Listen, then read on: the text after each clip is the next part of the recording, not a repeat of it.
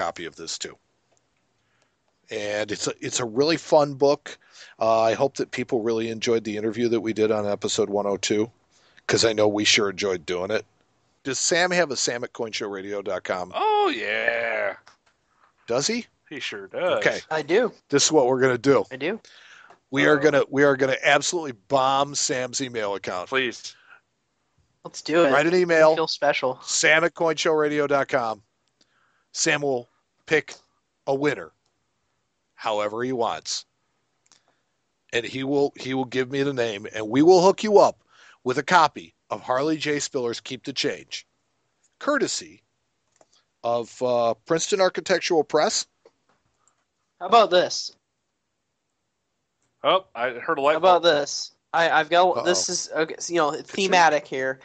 How about you email me a paragraph about a coin in your collection that has mutilation or damage or some problem of some sort, and why you still enjoy it. My favorite one. Well, there you go. I will pick. Look at that. There you go. Beautiful.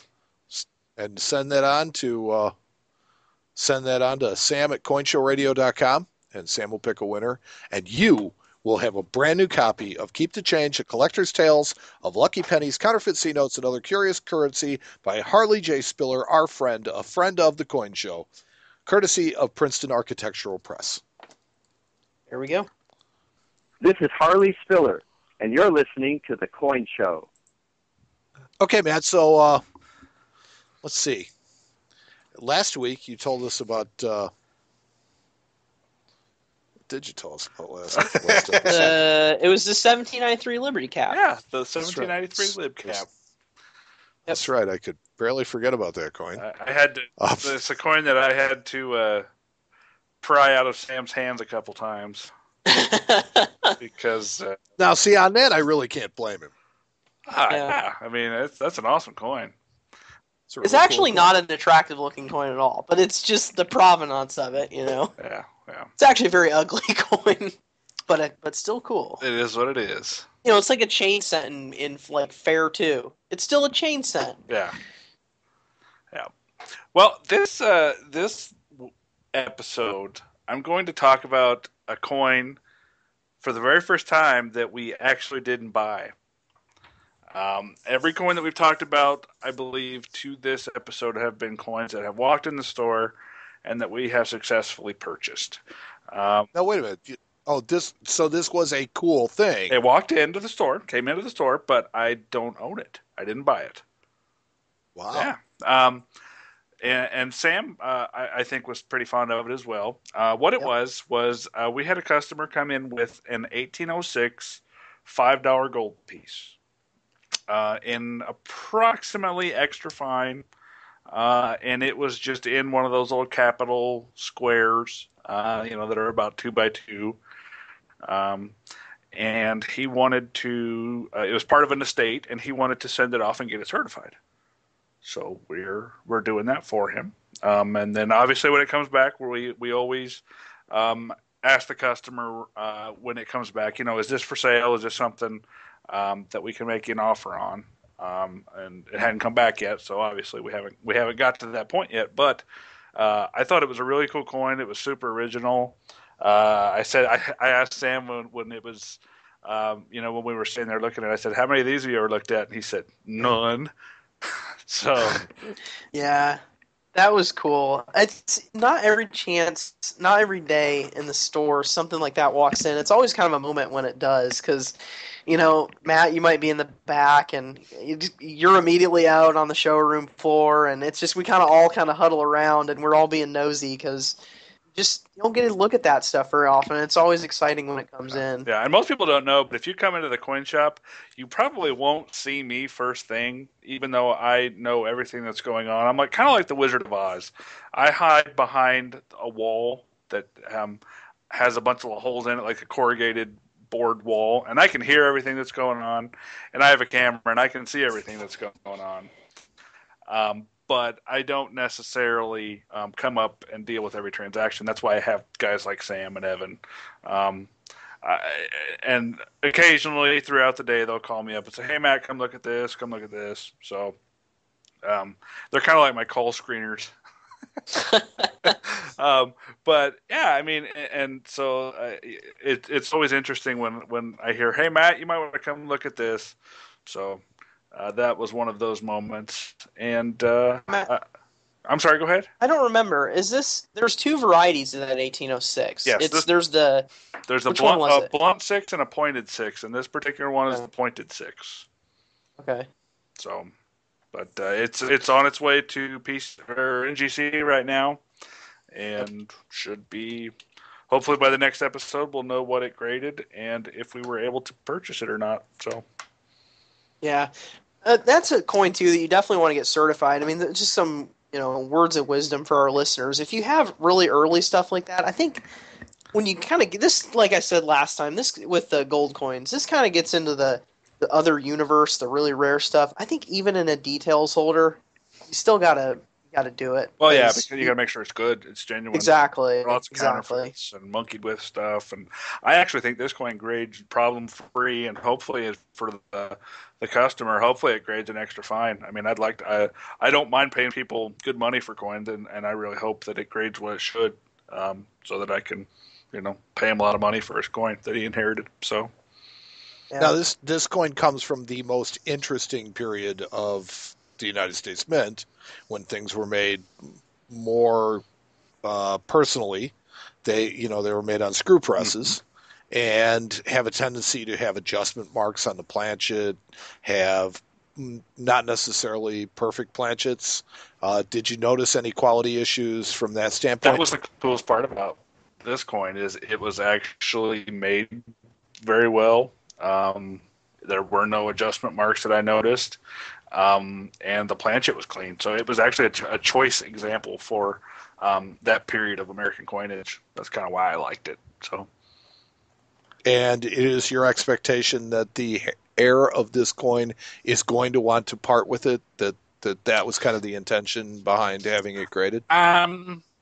Well, I think that the coin may be part of an estate that is owned by more than one person, if that makes sense. I think the gentleman that left. There's multiple heirs to this.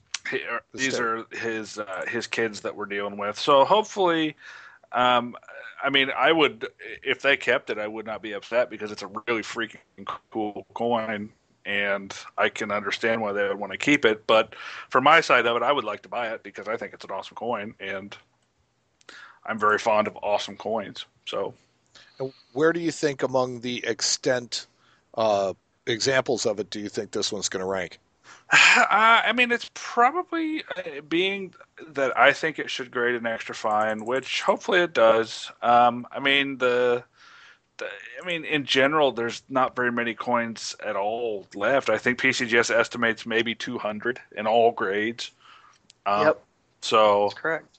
So, looking at some recent, and the funny part is, one of these coins hasn't sold at major auctions since 2005 in that grade. Yeah. So, who knows what it's worth? I mean, it's.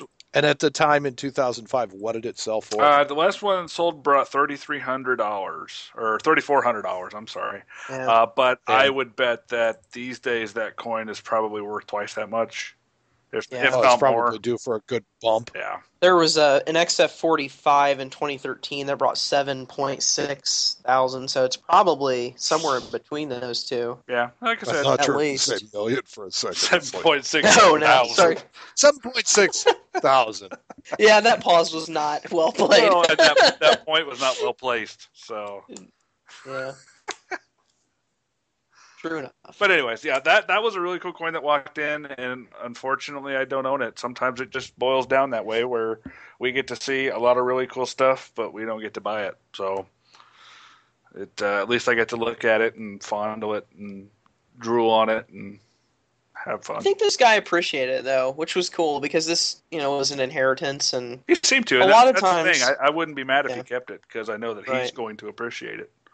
A lot of times with inheritances, it seems like people are they want to liquidate them as soon as possible, because they say, I just don't care about this stuff. But this guy, he understood what he had, and it was good to see that. Yep. Hi, this is Bob Shippey, and you're listening to The Coin Show. So you know what that means. What does that mean? It means that we'd like to thank our contributors, the people that wrote to us, the offered suggestions and ideas, posted to social media, asked questions, or in some other way supported or inspired us. As always, an enormous thanks to you, the listeners, without whom this entire endeavor would be completely pointless. Our thanks to the great folks at the American Numismatic Association for their support. Visit them at money.org. Thanks to Tony Alvarez and the Tony Alvarez Band for our theme music. Visit them at TonyAlvarezBand.com. Also, a big thanks to the Coffin Cats for the use of their music. Visit them at CoffinCatsRock.com. I also want to say a huge thank you to Sam the Man Schaefer for research, other factual welcome. stuff that kind of makes our show what it is, for, kind of helping us with our featured segment every week. Sam is really becoming a big part of the show, and I don't think it'd be as good as it is without it. I agree. Thanks, guys. We still don't have a winner in our Give Sam an Appropriate Title contest. I haven't even gotten bad answers to this, so we're still going, through suggestions. But if you have a new job title for Sam, the Sham and the Pharaoh, something that you think fits his impact on the show, email me, Mike at CoinShowRadio.com. Also, if you want to get involved in our contest, if you want to win a copy of Keep the Change from Harley Spiller, email Sam at CoinShowRadio.com and tell him about a mutilated coin in your life. Also, a big thanks to our new Facebook coordinator, Andy Simonson. Andy has come on in the past few weeks, and all three of us have to give him a big Coin Show salute because he is killing it on social media. I agree. Again, he is smashing it. He's killing it. And speaking of social media, Doing a great job. He sucks. Yeah. He sucks. I could do it better. And speaking of social media, we made an addition to our social Oh media no, family he's this doing a past great month. job. I never said anything. Sure, hater. And as we made an addition to our social media family this past month, and we started a new place for and about the Coin Show listeners, visit our brand spanking new group, Friends of the Coin Show, on Facebook. It's like a replacement for our forum where we give you, the listeners, a place to interact with each other, post your own ideas and questions, and respond to each other. Just search Facebook for groups, and our group is named Friends of the Coin Show. Visit our webpage at CoinShowRadio.com. There you'll find links to listen to or download all of our episodes. You can also make comments on our shows there, ask us questions through our link to questions at CoinShowRadio.com, which one of these days we need to check. You can check current precious metal prices. You can read my book recommendations blog or see pictures of some of the cool stuff that has walked into Matt's shop. You'll also find links to all of our social media pages there. Please come and share your thoughts with us. Tell us how we can improve your experience or just enjoy the ambiance.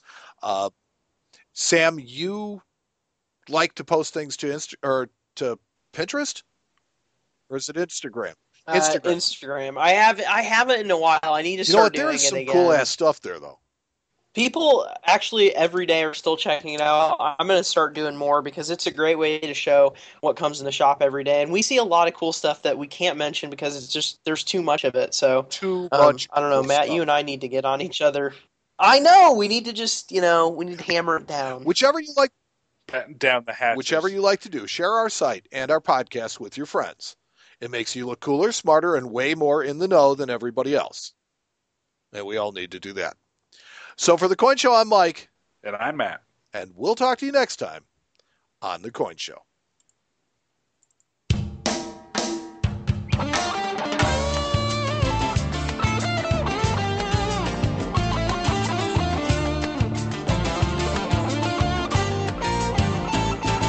I can tell by the way you look at me that it will not be forever, but that's all right with me. But tonight. Okay, so before we get into our feature segment, I would like to take a moment to share with our listeners. Mike, are you still there? Yeah, I'm here. Mike. Can you hear me, Sam? It dropped him. Uh-oh. I don't know why it does that. Or did he mute himself? No, I didn't mute myself.